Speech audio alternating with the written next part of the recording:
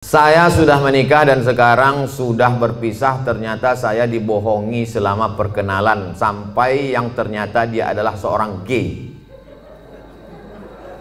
Gay itu LGBT. Gay itu kalau nampak anak gadis cuek aja dia.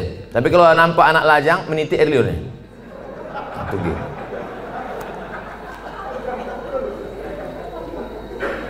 Yang paling banyak gay ini di Thailand. Makanya di sana ada musabaqah gay. Namanya Lady Boy. Muka lady, kaki boy.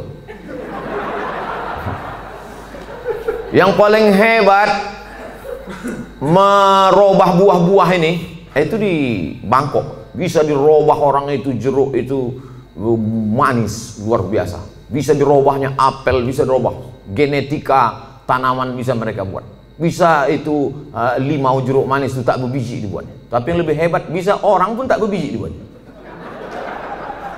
Itulah hebat. Luar biasa mereka. Ini gini. Oke, kita lanjutkan. Hati saya hancur Pak Ustaz. Jangankan ibu, saya pun ikut merasakannya. Coba, saya ini udah sampai pada level bisa merasakan perasaan orang lain. Bagaimana perasaan seorang perempuan dianggapnya inilah akan menjadi imam dia, ternyata pas disuruh jadi imam, bang kau jadi imam, aku aja lah. Gimana perasaan dia? Dah, mohon Ustadz beri doa membuat hati saya tenang dan ikhlas atas diri saya. Adakah yang terjadi di dunia ini di luar kuasa Allah? Saya tanya sekali lagi, adakah yang terjadi di dunia ini di luar kuasa Allah? Kalau ada yang mengatakan ada yang terjadi di luar kuasa Allah, berarti Tuhan itu dua. Ada Tuhan baik, ada Tuhan buruk. Berarti dunia ini tak pernah aman, karena Tuhan baik sama Tuhan buruk ini berkelahi. Lau kana fihi ma'alihatun illallah la fasadata. Seandainya di langit dan di bumi ini ada Tuhan selain Allah, maka sudah lama dunia ini hancur. Oleh sebab itu segala sesuatu terjadi atas kehendak dan kuasa Allah. Langkah, rezeki, pertemuan, maut, kuasa Allah. Itu maka kaca spion itu kecil dibuat, kaca depan itu besar. Supaya apa? Supaya kita lebih banyak melihat ke depan daripada melihat ke belakang. Ada mobil yang kaca spionnya sebesar kaca depan? Tak ada. Masa lalu itu tengok sekali-sekali aja. Tengok, habis. Kita lebih banyak menatap masa depan. Begitu banyak masa depan di depannya. Yang senyum tak pula bisa nampak mana yang senyum mana yang tidak. Itu sedapnya ceramah musim corona ini. Oleh sebab itu Bapak Ibu yang dimuliakan Allah Subhanahu wa taala, yakinkan bahwa ini adalah sudah selesai, tatap masa depan, maka kita berharap, tidak ada tempat berharap kecuali kepada Allah. Kalau kita emosi, marah-marah, ngamuk-ngamuk, itu meledak-ledak. Marah itu apa definisi marah? Definisi marah itu adalah darah dalam jantung yang mendidih, menggelegak ke atas, mengamuk, mata memerah, bawaan emosi. Tapi kalau dia ditahan, kita tidak marah, muncul sedih. Kalau diluapkan, marah. Kalau tak dilepaskan, sedih. Maka tidak ada yang bisa menghilangkan marah dan sedih kecuali ridha menerima takdir ketetapan Allah Subhanahu wa taala. Itu bagian dari takdir Allah. Karena ibu kan sudah usaha dulu, sudah kenal dengan baik. Ditengok badannya gagah, berotot, kumis melintang. Kan belakangan baru tahu dia melambai. Artinya sudah usaha. Oleh sebab itu ini sudah di luar dari kemampuan kita sebagai manusia. Maka kita yakin bahwa ada Allah yang mengatur kehidupan. Ada Allah yang mengatur pertemuan. Ada Allah yang mengatur itu semua. Maka banyakkan ibadah. Apa kata Allah dalam Al-Quran? Falya'budu rabb hadzal bait. Banyak-banyaklah kau beribadah kepada Allah. Kalau kau banyak beribadah kepada Allah, at'amahum min ju'. Kalau kau lapar dikasihnya kau makan. Wa amanahum min khauf. Kalau kau cemas dihilangkannya rasa cemas dari dalam hatimu. Hidup ini kalau dipikirkan cemas, berkunang-kunang kepala, sampai jam 2 malam mata tak tidur, nama penyakitnya insomnia, pergi nemui psikolog, psikiater, Pak psikolog saya punya masalah, sudah 2 malam tak tidur-tidur. Psikolog tuh ngangguk-ngangguk aja, psikiater tuh ngangguk-ngangguk aja, diambilnya kertas resep dikasihnya. Ini makan sebelum makan, ini makan setelah makan, ini makan setengah makan, ini makan 3 kali, ini makan 2 kali. Nengok itu bertambah pula beban kepala kita. Kalau hidup ini cuma untuk tidur aja, dikasihnya pil tidur. Begitu kita makan, hilang. Begitu dosisnya habis, kumat lagi. Tidak ada cara kecuali banyak beribadah kepada Allah. Idza sa'alta fas'alillah, minta tolong kepada Allah. Tapi ke Makkah nggak bisa Pak Ustaz. Saya mau berdoa di samping Ka'bah nggak bisa Pak Ustaz. Aqrabu ma yakunul 'abdu min rabbih wa huwa sajid. Orang paling dekat dengan Allah ketika sedang bersujud. Allahu Akbar. Saat sujud itulah mengadu kepada Allah. Jangan adu ke kawan. Ngadu ke kawan habis ditumpahkan, besok jadi lawan dibukakannya di medsos. Selesai, tamat riwayat. Mengadu kepada Allah Subhanahu wa taala, meneteskan air mata. Tak ada tempatku mengadu kecuali Engkau ya Allah, tak ada tempatku minta kecuali Engkau ya Allah. Tolong aku ya Allah, hasbunallah wa ni'mal wakil, ni'mal maula wa ni'man nasir. Sulitkah bagi Allah mengatur kehidupan kita? Innama amruhu iza arada syai'an ayakula lahu kun. Mudah bagi Allah. Lalu kenapa dibuatnya hidup kita ini sulit? Dia ingin melihat kita merintih di tengah malam bermunajat melelehkan air mata. Itu yang diinginkan Allah dari hambanya yang dia sukai. Oleh sebab itu, tanamkan dalam diri kita, aku dicintai Allah, aku disayangi Allah, aku disukai Allah. Allah menyelesaikan setiap perkaraku, Allah memperhatikan aku, Allah melihat aku, Allah mengatur kehidupanku. Tiap hari dikatakan itu. Makanya selesai sholat kita katakan, la ilaha illallah wahdahu la syarikalah, lahul mulku wa lahul hamdu, yuhyi wa yumit wa huwa ala kulli syai'in qadir. Hukuman apa sebenarnya untuk seorang homoseks di dunia dan di akhirat? Man ra'aitumuhu ya'malu 'amala qaumi Lut. Siapa yang kamu lihat melakukan perbuatan umat Nabi Lut, faqtulul fa'il wal maf'ul, maka hukumnya adalah hukum mati. Andai diterapkan hukum Islam, itu bencong-bencong itu tobat semua. Begitu dipancung kepala, hilang bencong. Hai katanya, begitu dipancung satu, hai. Tapi tak bisa itu kita laksanakan. Berapa ceramah saya yang dibully oleh bencong-bencong karena ceramah saya tegas, tapi saya tak peduli. Kalau ada yang gini-gini kan ceramah saya, itu banyak bencong. Kalau jantan tentu berani dia langsung kan. Bagaimana hukumnya orang yang telah melanggar sumpah atas nama Allah? La yu'akhidhukumullahu billaghwi fi aymanikum walakin yu'akhidhukum bima kasabat qulubukum. Fakaffaratuhu, kalau ada orang melanggar sumpah, maka cara menebusnya 3. Yang pertama, it'amu asyarati masakin, kasih makan 10 orang miskin.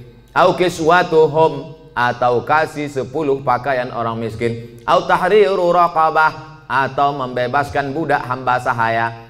Kalau tak sanggup faman yajid, siapa yang tak sanggup, fasyamu salasati ayyam, puasa 3 hari.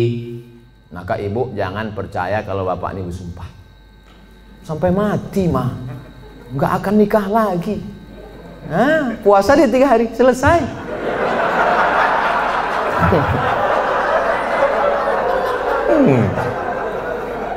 Jadi saya ketemu sama bapak-bapak.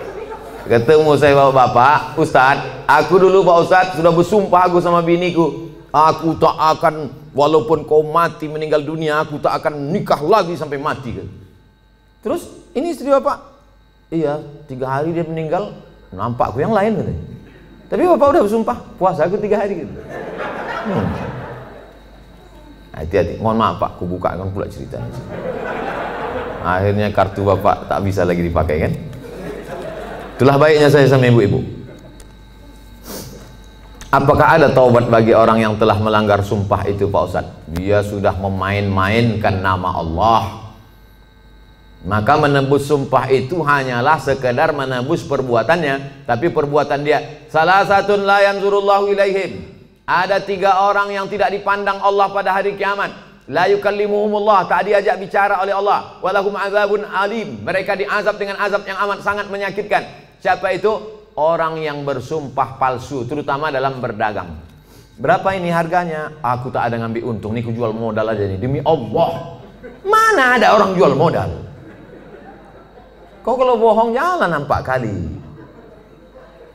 Tak ada orang jual modal, pasti dia ngambil untung. Udahlah bohong, mau melakukan barang, itu tak dipandang Allah, tak dilihat Allah pada hari kiamat. Apalagi yang bersumpah-sumpah itu pakai Quran pula tuh di atas. Saya bersumpah akan menjadi PNS, bersedia ditempatkan di seluruh Indonesia dari Sabang sampai Papua, bersedia 3 hari tempat sana, balik ngurus surat pindah. La ilaha illallah. Mudah-mudahan yang sudah bersumpah nih taubatnya diterima Allah SWT. Banyak juga.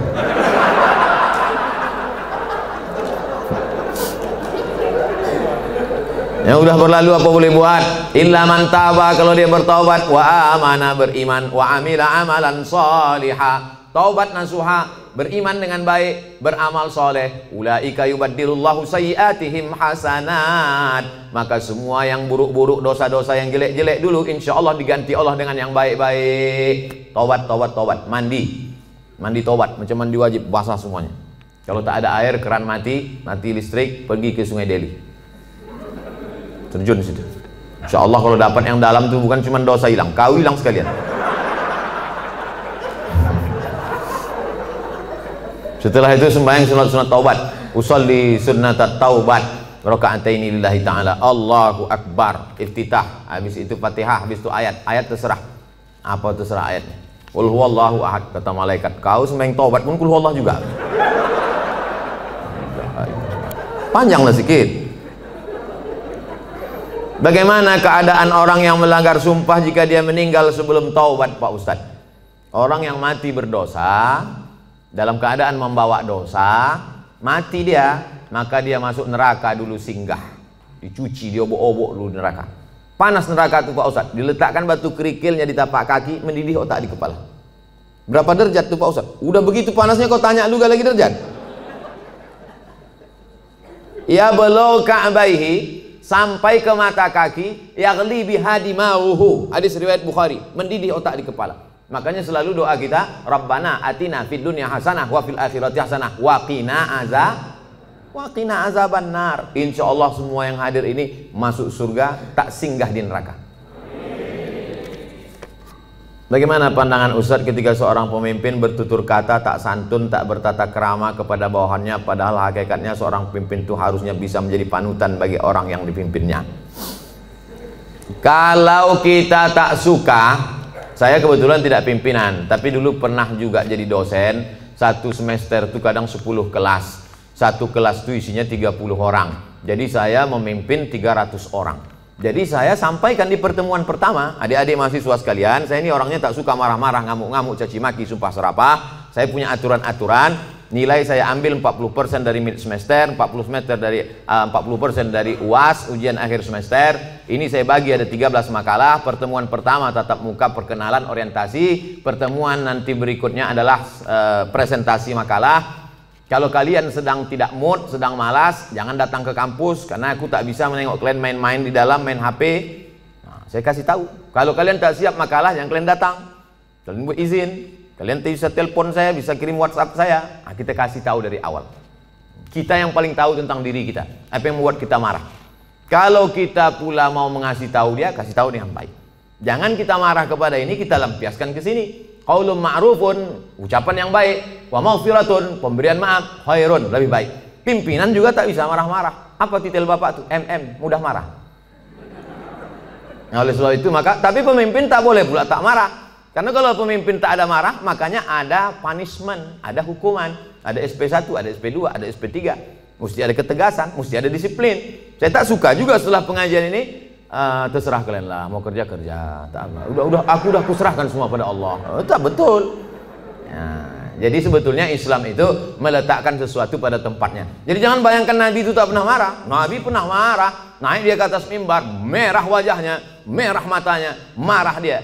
Jadi Nabi itu menempatkan sesuatu pada tempatnya. Salam dia, assalamualaikum warahmatullah. Ditengoknya banyak yang tak sholat berjamaah, marah Nabi. La uharriqanna alaihim buyutahum, ku bakar rumah mereka yang tak sholat ke masjid, kata Nabi. Marah. Mana mungkin bakar gitu ucapannya tak marah. Siapa yang tak ke masjid ku bakar. Marah. Nah, cuman marah pada tempatnya. Ini banyak orang sekarang kan tak menempatkan sesuatu pada tempatnya. Orang yang menempatkan sesuatu pada tempatnya namanya adil. Lawan dari adil zalim. Jadi kalau kita marah-marah aja sama orang, itu zalim. Bermasalah di rumah, marah ke security, itu zalim. Apa pula aku yang salah kata security? Awas kau kutuntut di akhirat nanti. Apakah benar apabila suami memakan penghasilan istri hukumnya haram? Bapak punya gaji, ibu punya gaji. Ibu punya gaji, bapak punya gaji. Sama-sama punya gaji. Bedanya apa? Dalam gaji bapak ada hak ibu, namanya nafkah. Dalam gaji ibu tak ada hak bapak. Setuju? Kuat mereka. Dalam gaji bapak, sama-sama bergaji 5 juta. Bapak 5 juta, ibu 5 juta. Dalam gaji bapak itu ada hak ibu, 5 hak ibu. Pertama makan, kedua pakaian, ketiga tempat tinggal, keempat pendidikan, 5 perhatian. Hak ibu, kewajiban bapak. Tapi ibu bisa bekerja karena izin bapak. Izinnya pun bukan karena keterpaksaan. Bang, aku kerja ya, kalau tidak awas bang. Tidak bisa juga. Oleh sebab itu ibu punya gaji, ibu punya warisan, ibu punya pendapatan, ibu punya kos-kosan, ibu punya mobil, ibu punya sudaku, ibu punya kocan, ibu punya angkot, ibu punya motor, itu milik ibu. Kalau ibu meninggal, 50% untuk bapak. Kalau ada anak, 25%. Artinya ibu punya harta. Lalu kemudian ketika ibu mau bersedekah, ibu tidak minta izin ke bapak. Sebetulnya ibu tak perlu minta izin karena itu punya ibu. Tapi ibu sebagai orang yang beretika, bermoral, berakhlakul karimah, ibu ngomong, kulo nuwun, kata orang Jawa, bang, aku mau menyantuni anak yatim di sana. Jadi duit gajiku ini ku pakai. Bapak tinggal ngangguk aja. Gitu. Dan ibu tak boleh bertentang tenteng. Kau mau kemana? Aku mau menyantuni anak yatim di sana. Soal kau tanya-tanya, ini kan gaji aku. Nah, pertanyaannya, apakah haram bapak memakan hasil gaji ibu itu? Harta bapak berpindah kepada saya sebab apa? Jual beli. Sebab apa? Pinjam meminjam. Sebab apa? Sodakoh. Sebab apa? Infak. Sebab apa? Wakaf. Bisa duit ibu itu berpindah ke bapak, apa sebabnya? Akadnya itu apa? Nah, sodakoh. Sodakoh dia. Udah nggak? Selesai itu udah. Bang, ini gajiku bang, ini duitku bang. Tapi karena aku tengok abang susah kali, ini ku kasih abang sedekah. Biar jangan apa kali ya bang, ini ambil.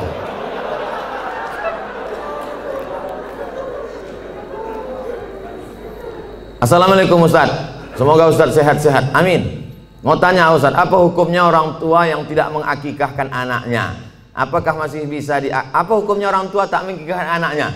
Kullu mauludin, setiap anak yang lahir rohinatun, tergadai. Jadi kalau mobil kita tergadai, STNK BPKB kita gadaikan, setelah ada duit kita tebus. Maka anak kita ini tergadai. Bagaimana cara menebusnya? Tulbahu anhu yawma sabi'ihi. Sembelihkan kambing hari ke-7. Yuhlaku, cukurkan rambutnya. Wa yusama, kasih nama. Nama yang baik-baik. Siapa nama anak kau? Alan Nuari. Kenapa itu kau kasih? Lahir di jalan bulan Januari.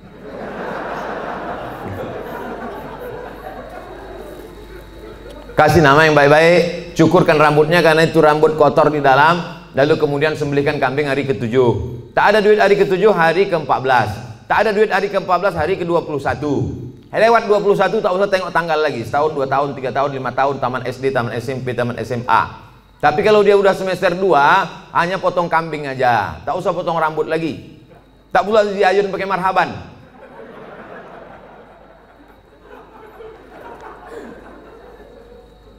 Apakah masih bisa diakikahkan setelah anak itu sudah besar Pak Ustadz? Jangankan anak itu, bapak ibu balik ke rumah nanti tanya emak sama ayah, ada tak diakikahkan? Kalau tak ada diakikahkannya, besok pagi beli kambing, boleh akikah. Akikah saja, yang pula cukur rambut, begundul semua pegawai besok. Saya tulis dalam buku saya 37 masalah populer, di situ ada pembahasan akikah setelah dewasa. Tapi yang hamil sekarang punya anak, nanti hari ke-7 potongkan, bagus.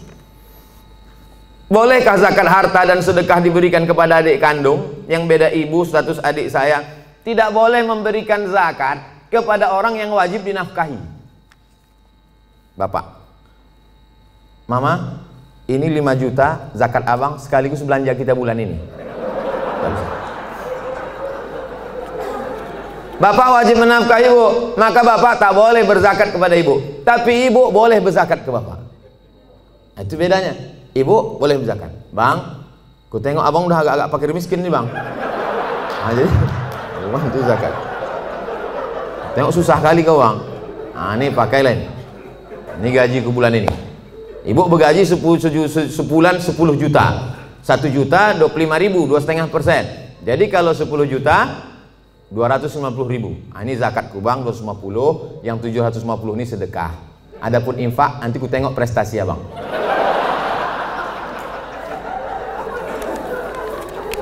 Nah, kaedahnya tak boleh berzakat pada orang yang wajib kita nafkahi.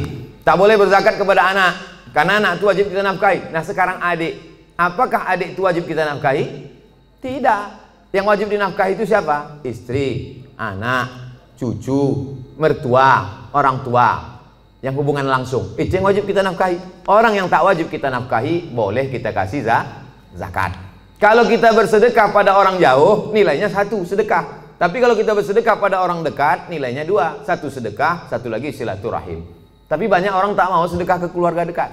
Kalau sedekah sama orang lain, kok kenapa tak sedekah sama saudara? Payah saudara nih Pak Ustadz, dikasih sikit-sikit kali katanya.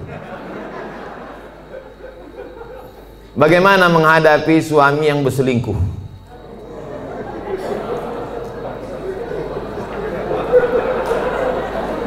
Udahlah dikasih zakat, berselingkuh pula.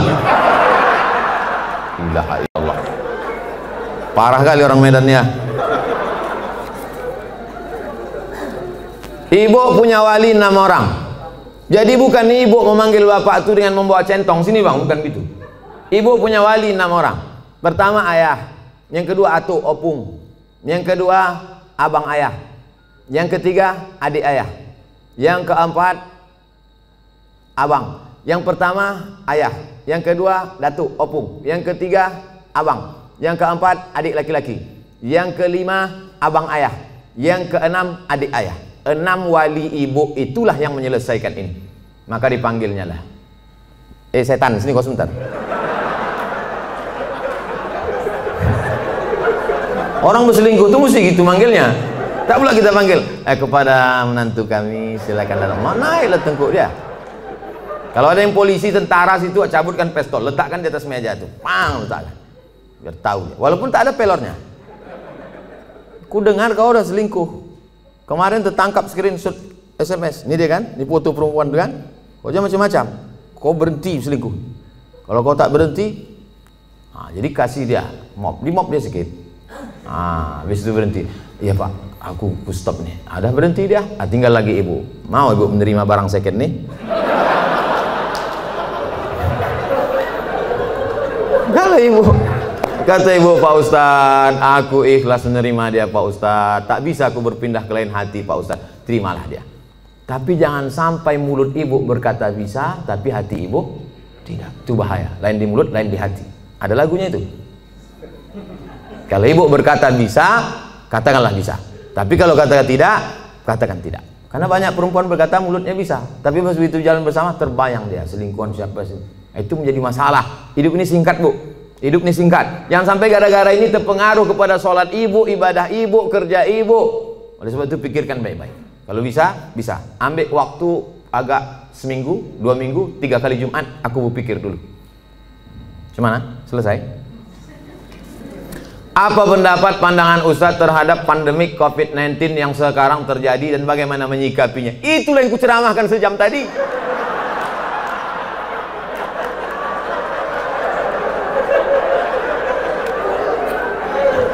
Itulah yang kucakapkan dari tadi. Mungkin pertanyaan ini ditulis sebelum tadi datang diserahkan ke panitia. Jadi sebetulnya sudah terjawab. Kalau tak terjawab juga, tinggal tonton aja Ustadz Abdul Somad Official Channel. Subscribernya udah 1 juta. Mana tahu nanti dicarinya yang mana channel itu yang ada 1 juta subscriber. Jika kita mengetahui bahwa pasangan hidup kita telah mengikuti ajaran Syiah, apa yang harus kita lakukan? Apa hukumnya?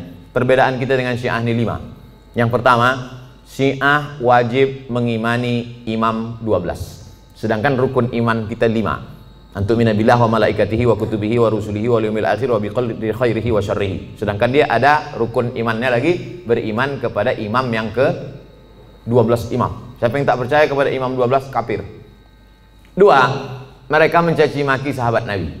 Karena kata mereka setelah Nabi meninggal itu mestinya penggantinya Sayyidina Ali. Lalu kata mereka Abu Bakar dengan Umar itu merampas khilafah Ali. Dan sahabat yang lain diam melihat kebatilan. Maka sahabat-sahabat Nabi itu kata mereka kafir.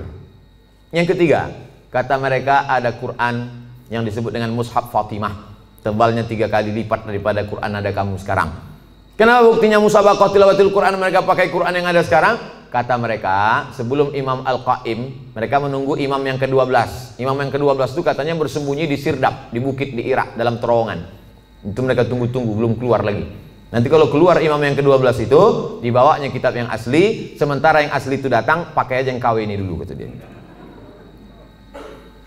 Yang keempat, mereka ada meyakini namanya taqiyah. Taqiyah itu kalau di tengah orang ahlu sunnah, pura-pura dia ahlu sunnah. Kalau di sini banyak Muhammadiyah, pura-pura dia Muhammadiyah. Kalau di sini banyak Al-Wasliyah, pura-pura dia Al-Wasliyah. Kalau di sini banyak NU, pura-pura dia NU. Kalau di sini banyak ahlu sunnah, dia bilang Sunni. Kau ini Syiah apa Sunni? Aku Sunni. Kalau kebetulan banyak Syiah, kau sunnah apa Syiah?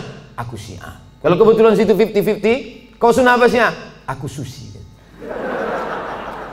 Susi, sunnah Syiah.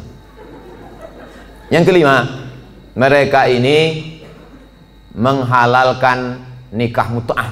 Nikah mut'ah itu bagian dari akidah keyakinan. Mut'ah itu artinya enak. Mut'ah itu artinya nikmat. Nikah mut'ah itu nikah kontrak. Jadi boleh nikah kontrak. Aku nikah mut'ah sama engkau dari jam 5 pagi sampai jam 5 sore dengan mahar 50.000 tunai.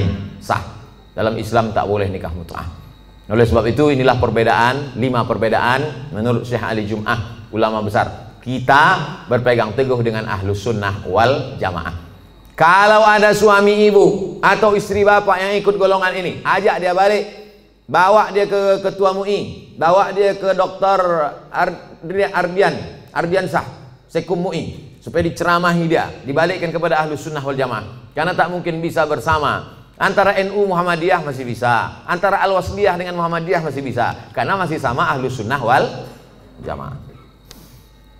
Apakah sah sholat jika kita tak tahu arti bacaan sholat tersebut? La sholat liman lam yaqra bi fatihatil kitab. Tak sah sholat kalau tak baca Fatihah. Apakah disyaratkan tahu artinya? Tidak. Tahu secara global saja. Allahu akbar kabira walhamdulillahi katsira wa subhanallahi bukratan wa asila. Tahu secara global. Apalah arti doa iftitah itu? Allah Maha besar. Selebihnya yang kau tanya aku, macam tak ada lagi pertanyaan lain. Nah, gitu cara jawabnya kalau kita tak tahu. Habis itu Fatihah. Fatihah secara umum tahulah kita.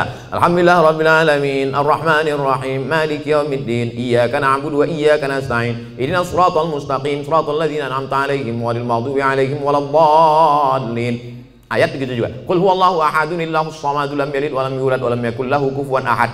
Jadi andai tak tahu artinya tetap sah. Tapi kita berusaha untuk tahu. Maka belilah Quran yang ada terjemahnya. Ada terjemahnya, ada tajwidnya, ada asbabun nuzulnya, ada tafsirnya. 250.000. Jangan tawar-tawar lagi. Harga sepatu 500. Sepatu yang menjaga tapak kaki dari tai ayam 500 harganya. Quran yang menjaga diri dari api neraka. Quran waktu akad nikah dulu. Diletakkan di ruang tamu dalam peti kaca. Setiap tamu datang ke situ macam nengok kucing. Mana yang lebih diutamakan? Ibu atau istri? Ibu-ibu mesti berkata, aku milik suamiku, suamiku milik ibunya. Banyak yang mengangguk. Yang tak mengangguk, ragu dia. Aku milik suamiku, suamiku ini milik emaknya. Ibu kenal bapak ini kan setelah dia kerja, setelah dia 22 tahun, setelah dia tamat, setelah dia kuliah, setelah dia punya duit. Dulu waktu tapak kakinya 2 jari, panjangnya sejengkal, kenal ibu sama dia? Mana kenal? Oleh sebab itu muliakan dia dengan memuliakan ibunya. Bapak juga begitu. Bapak muliakan ibu bapak di depan istri bapak. Kehormatan, kemuliaan. Adinda, ini emakku. Tak ada mantan emak, mantan bini ada.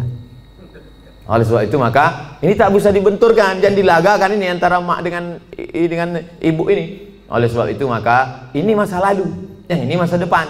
Maka insya Allah bapak ibu bisa menjaga. Waktu kemudian kita menyampaikan nanti waktu bapak punya anak perempuan, bapak sampaikan itu, hai anakku, kau perempuan, kau punya laki, kau punya suami, suamimu itu punya emak. 3 kali nak Nabi menyuruh berbakti kepada dia.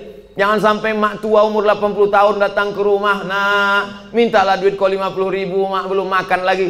Apa kata si abang tuh? Sebentar ya mak, aku tanya biniku dulu. Kalau ada bapak yang begini, insya Allah selamat dari azab kubur.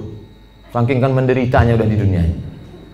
Nah, oleh sebab itu maka jangan benturkan antara dua ini. Karena dua ini perempuan-perempuan yang luar biasa. Emak bapak dicium tapak kakinya masuk surga, istri bapak, anak-anak bapak masuk surga karena dia. Maka mereka adalah perempuan-perempuan yang luar biasa insya Allah. Apa hukumnya debitur yang mau hijrah tapi masih memiliki kewajiban di bank dan hanya mau membayar tunggakan pokoknya saja, tapi tak mau membayar tunggakan bunganya? Laporkan dia ke polisi. Kau dulu waktu minjam duit ini tak tahu kau neraka. Sekarang giliran bayar baru kau bawa neraka.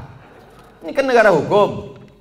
Jadi bapak-bapak kan negara hukum. Kan dulu kan ada tanda tangan materi 6.000. Saya akan bayar pada tanggal sekian. Kalau tidak barang akan disita. Kalau tidak, nah itu. Jadi tak bisa dia berkata saya tak mau bayar bunga. Bunga ini haram. Jadi dulu yang nanda tangani siapa? Hantu. Jadi saya kasih tahu sama yang mau hijrah-hijrah, kalau kau mau hijrah, kau bom.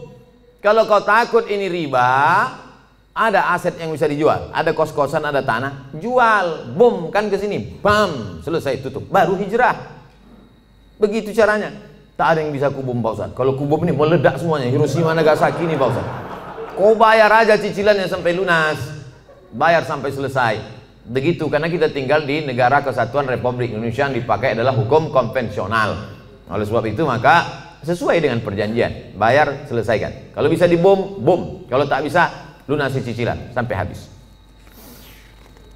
Pak Ustadz, bagaimana caranya supaya saya bisa ikhlas dan sabar karena ditinggal anak meninggal saat usia 4 tahun dan sudah hampir 4 tahun dia pergi, tapi sampai saat ini perasaan saya masih sedih dan selalu merindukannya. Apa saya kurang ikhlas? Nabi punya anak namanya Ibrahim, meninggal umur 18 bulan, menetes air mata Nabi, menangis Nabi. Makamnya di Ma'la, samping makam Nabi, arah ke kiblat, samping Masjid Nabawi sebelah kiri. Amatardo ya Rasulullah, apakah kau tak ridho anakmu meninggal ya Rasulullah? Kata Nabi, aku ridho. Kalau kau ridho, kenapa kau menangis? Air mata kasih sayang. Makanya kalau sekedar menangis, jangan larang. Kalau ada ibu-ibu menangis, kata Nabi, da'hunna, biarkan mereka Umar, biarkan mereka menangis. Yang tak boleh itu meratap. Meratap itu, oh Allah, nggak boleh. Selama lidah tak bergerak, selama tangan tak bergerak, hanya tetesan air mata boleh. Tapi kalau sudah mulut bergerak, mengapalah anakku, kenapa tak anak dia? Lalu kemudian, laisa minna man darabal khudud wa syaqqal juyub. Bukan umat Muhammad SAW siapa yang memukul-mukul pipi, menarik-narik rambut. Itu tak boleh. Tahan tangan, tahan lidah. Ini yang pertama. Yang kedua, tak ada yang bisa menenangkan hati ini selain zikir dan baca Quran. Asal teringat kepada anak buah hati belayan jiwa itu, buka Quran. Hatamkan Quran dari Al-Fatihah, Al-Baqarah. Buka Quran digital, baca. Asal terasa rindu, ingat bayangannya segala macam, ingat Quran. Yang kedua, banyak sedekah. Sedekah ke masjid. Saya mengenal almarhumah emak sudah setahun 4 bulan, orang tua sampai hari ini. Untuk menghilangkan itu tetap tak pernah lupa baca Al-Fatihah. Asal ingat untuk almarhumah Al-Fatihah. Begitu juga kirim Al-Fatihah, baca Quran. Malam Jumat surah Al-Kahfi, tiap malam baca Yasin. Untuk menghilangkan itu semua. Tak ada tempat kecuali minta kepada Allah Subhanahu wa taala. Yang ketiga, ada yang lebih sayang kepada dia daripada kita. Mana yang lebih sayang kepada anak kita itu? Kita atau Allah? Allah. Itu barang pinjaman, diambilnya. Kenapa kita marah? Inna lillahi wa inna ilaihi. Itu punya dia. Ketika diambil, kenapa kita marah? Ini mimbar ini bukan punya saya. Ini mikrofon ini bukan punya saya. Ketika diambil marah saya. Berarti saya gila. Ini bukan punya saya. Kecuali ini saya bawa dari rumah. Bukan punya kita. Maka yakinkan bahwa ada yang lebih sayang daripada aku. Yang keempat, berpisahnya hanya sekejap. Nanti ketika anak ibu ini disuruh Allah masuk ke dalam surga, apa kata anak itu? Ya Allah, aku hanya mau masuk ke surga dengan yang pernah melahirkan dan membesarkan aku. Disitulah ibu mendapatkan syafaat anak. Syafaat Nabi ada, syafaat malaikat ada, syafaat Quran ada, syafaat penghafal Quran ada, syafaat ulama ada. Ada syafaat anak kecil, ditariknya ujung kain jubah ibu masuk ke dalam surga bersama dia. Anak kecil itu di dalam surga membawa nampan-nampan tempat air minum, menuangkannya lu'lu'il maknun. Mereka itu seperti permata berkilau cahaya terbang ke sana kemari. Dia menjadi pelayan-pelayan surga karena mereka tak ada dosanya sama sekali. Yang kelima, ada yang lebih tinggi daripada amal soleh, zakat, puasa, infak, wakaf, haji mabrur dan jihad. Apa itu yang paling tinggi? Ridha. Orang yang sudah masuk surga itu ditanya Allah, kalian sudah dapat semua kenikmatan surga, apa yang belum? Ada satu ya Allah. Apa itu? Ridhaka. Kata Allah, yang dapat ridhaku cuma satu. Siapa dia? Orang yang ridha menerima ujianku. Ibu ridha menerima ujian ini, sabar ibu, maka ibu adalah orang yang masuk ke surga bersama anak itu. Mudah-mudahan kita semua sabar menerima ujian Allah Subhanahu wa taala. Amin. Ala hadhihi niyyah al-Fatihah. A'udzubillahi minasyaitonirrajim. Bismillahirrahmanirrahim. Alhamdulillahirabbil alamin. Arrahmanirrahim. Maliki yaumiddin. Iyyaka na'budu wa iyyaka nasta'in. Ihdinas siratal mustaqim, siratal ladzina an'amta 'alaihim ghairil maghdubi 'alaihim waladdallin. Amin. La tada'lana dzamban illa ghafartah. Pulang kami dari majelis ini dalam keadaan bersih dari dosa-dosa ya Allah. Wala aiban illa satartah. Tutupi cacat aib kami di hadapan-Mu, di hadapan manusia semua ya Allah. Wala maridan illa syafaitah. Ada yang sakit, maka sembuhkan dari penyakitnya ya Allah. Wala raghiban illa anjabatah. Yang belum punya anak, berikan anak yang soleh dan solihah. Wala mayitan illa rahimtah. Yang sudah meninggal dunia, lapangkan kuburnya, terangkan barzahnya, dan jadikan keluarganya termasuk orang yang sabar. Alladzina idza asabatuhum musibah. Ketika musibah itu datang, lidahnya berkata inna lillahi wa inna ilaihi raji'un. Ulaika alaihim shalawatum min rabbihim wa rahmah wa ulaika humul muhtadun. Mereka yang mendapatkan rahmat kasih sayang Allah, mereka lah orang-orang yang mendapatkan hidayah. Allahumma dafa'na al-wala wal waba wal fasya wal riba wal zina wal munkar. Angkat malapetaka bencana, bil khusus wabah Covid-19 ini dari negeri kami, bil khusus dari Sumatera Utara ini ya Allah. Allahumma wafiqna lima tuhibbuhu wa tardah. Tanamkan taufik dan ridhamu dalam hati kami supaya kami beramal dengan amal yang Kau cintai dan Kau ridhai ya Allah. Allahumma rzuqnal istiqamata ala syariatil gharra wa tariqatil bayda. Berikan kami istiqamah supaya kami mati dalam keadaan husnul khatimah. Allahumma ja'al akhira kalamina inda intihai ajalina. Ketika ajal kami sampai, saat malaikat maut mencabut nyawa kami, jadikan yang terakhir keluar dari mulut kami la ilaha illallah Muhammadur Rasulullah sallallahu alaihi wasallam. Rabbana atina fid dunya hasanah wa fil akhirati hasanah wa qina adzabannar. Wa sallallahu ala sayyidina wa maulana Muhammad wa ala alihi wa sahbihi wasallam walhamdulillahi rabbil alamin. Taqabbalallahu minkum minna wa minkum taqabbal ya karim. Selama lebih kurang 90 menit kita bersama, banyak tutur kata menyinggung perasaan tak berkenan di hati. Saya mohon maaf kepada Bapak Dewan Komisaris, Bapak-bapak Direktur, para karyawan, pegawai semuanya. Insya Allah kita semua selalu menjaga iman dan Islam. Mohon maaf, terima kasih. Wassalamualaikum warahmatullahi wabarakatuh.